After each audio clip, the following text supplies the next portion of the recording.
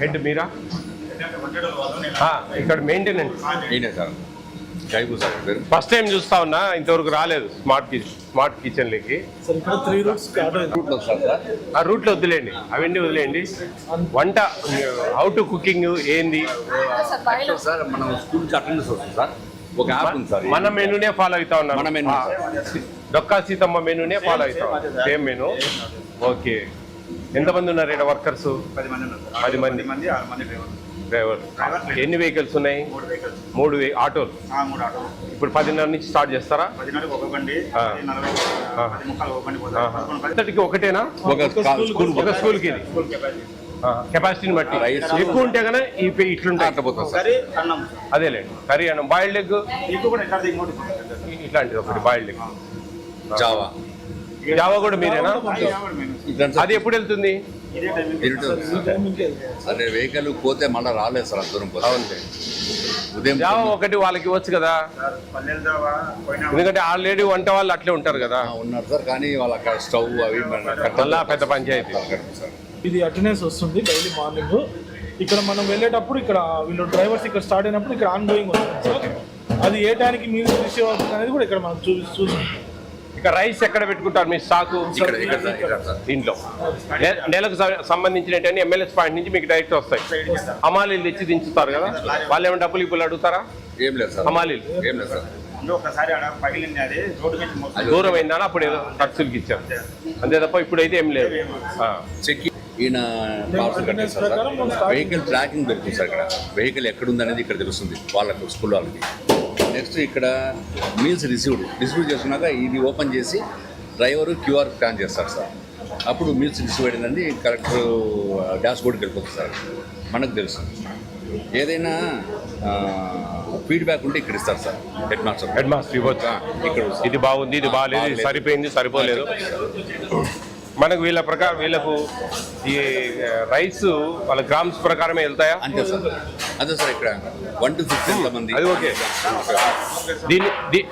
దీన్ని క్యాలిక్యులేట్ చేసుకొని వీళ్ళు ప్యాకింగ్ చేస్తారు, క్యారియర్ కడతారు.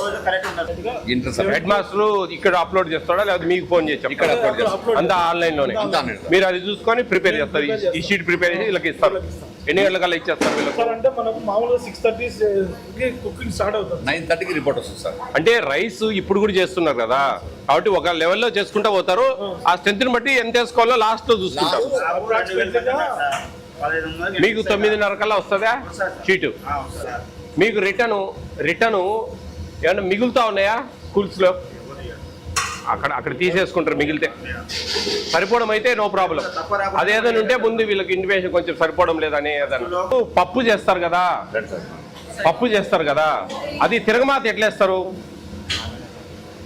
పప్పు చేస్తారు కదమ్మా, పప్పు ఉడకబెడతాం కదా, దాన్ని తిరగమాత ఎట్లా బయట పక్కన వేసి దాంట్లో వేసి కలిదిప్పుతారా?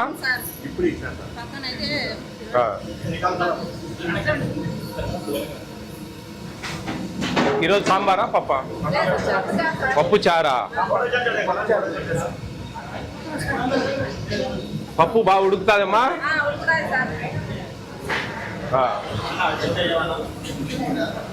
బిర్యానీ రైస్ బాగా తింటారు కొంచెం ఎక్కువ. అవును, జూన్ నుంచి వచ్చాయి కదా సన్న బియ్యం.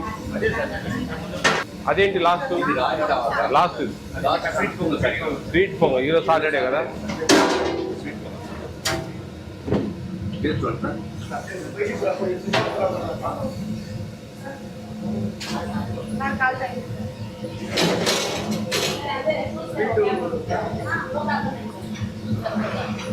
వాళ్ళు రైస్ లోనే స్వీట్ పొంగలా? ఇది రైస్ లోనేనా?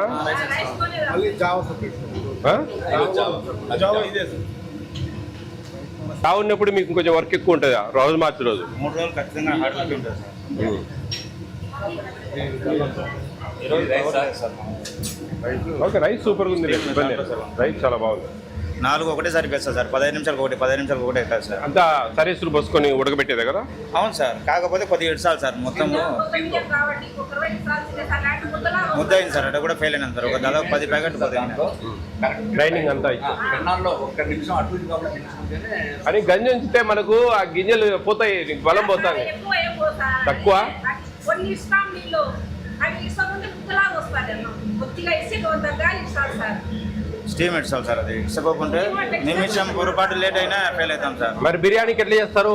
బిర్యానీ మామూలుగా అదే సరే వేసుకుంటాం సార్. బాగుంది. అప్పుడు అది కొంచెం ఒక రవ్వ గాలి ఇస్తాం ఎక్కువ ఒక అమ్మా? ఫోర్టిఫైడ్ రైస్ ఉంటుంది కదా, మెల్ట్ అవుతుంది కాబట్టి విటమిన్స్ ఓన్లీ ఎక్స్ట్రా వాటర్ ఒకటే అప్లై చేసి కొద్దిగా ఇస్తాం సార్. ఎక్స్ట్రా వాటర్ కాదు అది, దాంట్లో కూడా కొన్ని పోతాయి విటమిన్స్. అది గంజి కరిగిపోతుంది కదా ఆ గింజలు.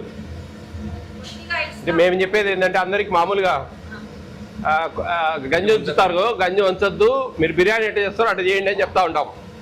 ఎప్పుడన్నా లైట్ ముద్ద అవుతుంది అంటే తింటే అన్ని ముద్ద అవుతాయి కదా కడుపులో. సార్ ఇంకా వీళ్ళకి శాలరీస్ ఎట్లా ఎంత ఇస్తారు? మీరే ఇచ్చుకోవాలా? నేనే సార్ ప్రతిదీ ఆటో డ్రైవర్ కానీ ₹9.69 లేదా పెంచారు? ఆ పెంచితే 8.55 ఉంది సార్, అది పెంచింది. ₹9.69 అయింది. విన్నారని తెలుసు సార్. అది ఇంకా 10.5 అవుతుంది, మళ్ళీ 10-30 చేస్తా ఉన్నారు. సెంట్రల్ గవర్నమెంట్ కలపలే ఇంకా. నాకు ఒక స్మాల్ డిఫరెన్స్ సార్. మనకు ట్రాన్స్పోర్ట్ లేదు సార్. 5 నెలల నుంచి తిప్పుతున్నా ఏదో మాట ఏం చెప్తారు మీరు? మిమ్మల్ని పెట్టేటప్పుడు ఏ కమిట్మెంట్ ప్రకారం ఇచ్చారు? 22,000 జీవో ఇచ్చినారు. అవును. ఎవరు చదివినాడు ఇది అన్నారు. ఆ, నాకు ఇంగ్లీష్ అంత ఏం లేదు, పెడతాం ఇది 23,000 ఇస్తామని చెప్పినారు. బిల్లు అడిగే టైంకి దీంట్లో లేదని అన్నారు. కానీ మేము ఇక్కడ మా ఎమ్మెల్యే ద్వారా ఎన్నికి పోనీకి లేదు నాకు. అంటే అన్నీ ఉండాలా చేయాల్సిందే అన్నారు. ఇది అట్లా పోతున్నాం సార్. సార్ ఇక్కడ పర్ హెడ్ 3 బండ్లు సార్ నాకు. చెప్పండి సార్. ఈ మెటీరియల్ అంతా ప్రభుత్వం కొనిచ్చింది. చెప్పండి. 3 బండ్లు సార్ గ్యాస్ మీరే కదా? నేనే సార్. 20 సిలిండర్లు పడతాయి అన్నారు, 43 పడతాయి సార్ నాకు. అవన్నీ హై ప్రెజర్తో పోవాలి సార్. నాకు ఇన్ టైంలో నేను ఎప్పుడైనా స్టార్ట్ చేయను, ఇన్ టైంలో నేను వంట స్టార్ట్ చేయాలి. అంటే 3 సిలిండర్లతో హై స్పీడ్లో ఇవ్వాలి ప్రెజర్. స్టీమ్ ఇవ్వాలి సార్. స్టీమ్ రన్నింగ్ ఉండాలి, కూర కావాలి. 44 అయితే కానీ నేను మేనేజ్ చేయలేను సార్. అది ఓకే, ఎటువంటి తిప్పులు. నేను 3 బండ్లు సార్. గండికోట ప్రభుత్వం ఈ శాలరీస్ ప్రభుత్వం ఇవ్వాలా? ఎందుకంటే లేదు, జనరల్గా మామూలు వంట ఏజెన్సీలకు జరిగేది ఏంటంటే ₹3,000 జీతం ఇస్తుంది, ₹9.69 డబ్బులు ఇస్తుంది ఒక కూర చేసినందుకు. రైస్ ఫ్రీ ఇస్తుంది ప్రభుత్వం. అవును. అట్లా జరిగేది మామూలుగా. వాళ్ళకు ₹3,000. ఇక్కడ కూడా మీరు వంట చేస్తూ ఉన్నారు, చేపిస్తూ ఉన్నారు కాబట్టి యాక్చువల్లీ జీతాలు వాళ్ళు ఇవ్వాలి.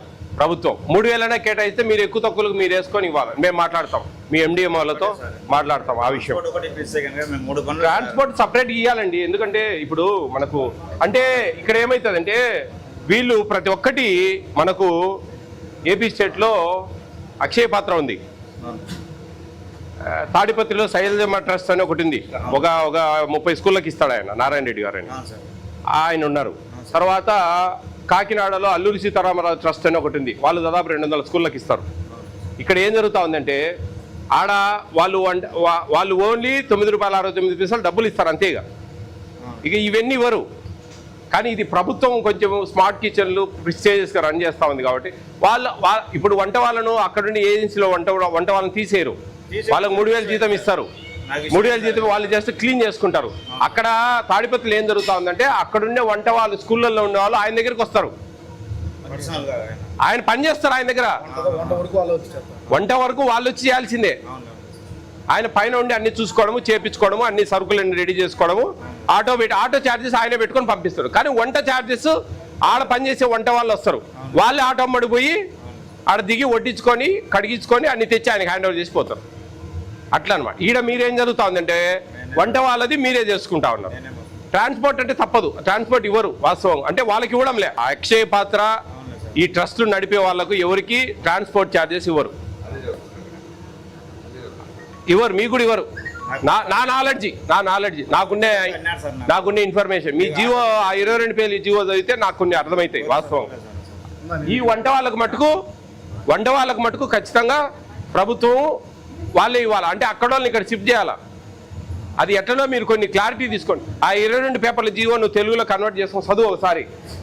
చదివితే కొంచెం జాగ్రత్త చేసుకోండి. ఏంటంటే ఏదైనా ₹10 నీకు మిగలాలా ఇంత కష్టపడి ఇంత చేసినాం. నువ్వు నష్టపోయి వ్యాపారం చేయడం, నువ్వేం సేవ చేయడం లే కదా. ఉంటుంది సేవ, ఈ అన్నంలో మంచిగా చేపించడము అంతవరకు సేవ.